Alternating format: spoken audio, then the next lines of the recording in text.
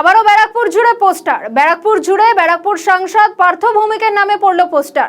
পোস্টারে রয়েছে বড় গদ্দার থেকে সাবধান। আর এই পোস্টার দেওয়া নিয়ে শুরু হয়েছে আবারও বিতর্ক।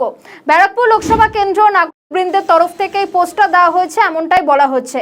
এই নিয়ে শুরু হয়েছে জোর চাপানোতর। সে ছবি আপনারা দেখতে পাচ্ছেন, একেবারে পার্থ ভৌমিকের নামে পোস্টার পড়েছে ব্যারাকপুরের দেওয়াল জুড়ে।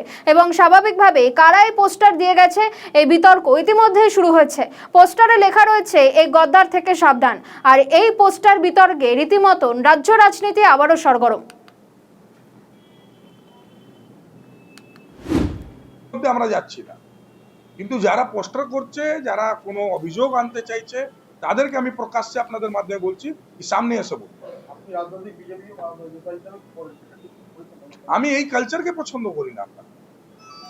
লুকিয়ে কেন পোস্টার দেবো? যা বলার থাকবে মুখের সামনে বলবো, যা বলার থাকবে সাধারণ মানুষের সামনে বলবো, মিডিয়ার সামনে বলবো। লুকিয়ে কেন করতে যাবো?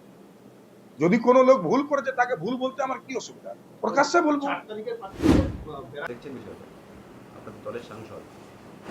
দেখুন, আমাদের দলের সাংসদ আর রইল না বলেই তো ওনাকে গদ্দার বলা হচ্ছে। উনি শুধু মমতা বন্দ্যোপাধ্যায় বা তৃণমূল কংগ্রেস আর তৃণমূল কংগ্রেসের কর্মী থেকেই কিন্তু বেইমানি করিনি।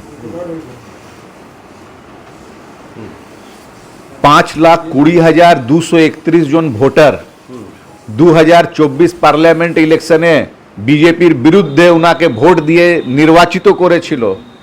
উনি ওই 5,20,231 জন ভোটার থেকেও কিন্তু গদ্দারি করেছে। তাদের মধ্যেই কারো মনে আঘাত লেগেছে।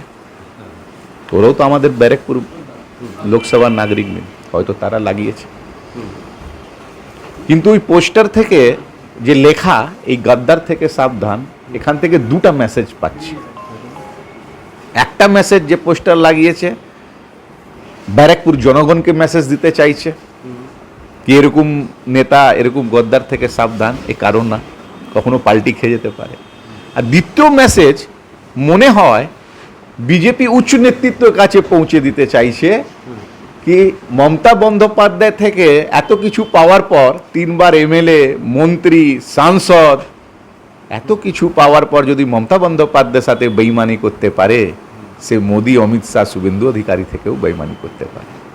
তো উচ্চ নেতৃত্বকেও কিন্তু একটা সতর্ক বার্তা পৌঁছে দিলেন